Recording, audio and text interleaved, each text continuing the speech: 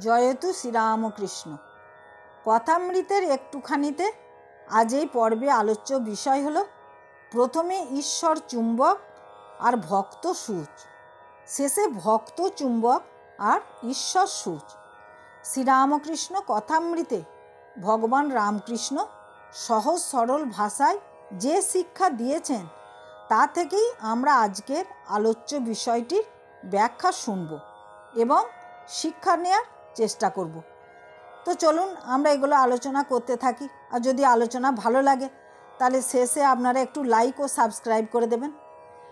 মাস্টারমশাই ও রামকৃষ্ণের মধ্যে কথাবার্তা চলছে। রামকৃষ্ণ বলছেন, যে শুদ্ধ ভক্ত সে ঈশ্বরের ঐশ্বর্য দেখতে চায় না, সে ঈশ্বরকে গোপালভাবে দেখতে চায়। প্রথমে ঈশ্বর চুম্বক পাথর হন আর রিপু নামক ময়লাযুক্ত সূচ থেকে শুদ্ধা ভক্তি দিয়ে ময়লা পরিষ্কার করে তাকে আকর্ষণ করেন।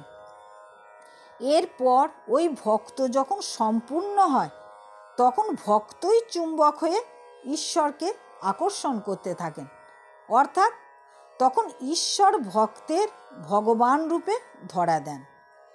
ভক্তের জন্য ভগবান নরম হয়ে যান। তিনি সমস্ত ঐশ্বর্য ত্যাগ করে ভক্তের কাছে আসেন। এ যেন প্রথম ওঠা সূর্য থেকে সহজেই দেখা যায়।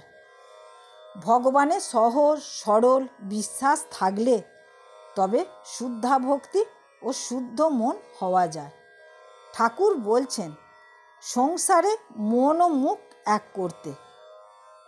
জয়তু শ্রীরামকৃষ্ণ। ভালো হয় না?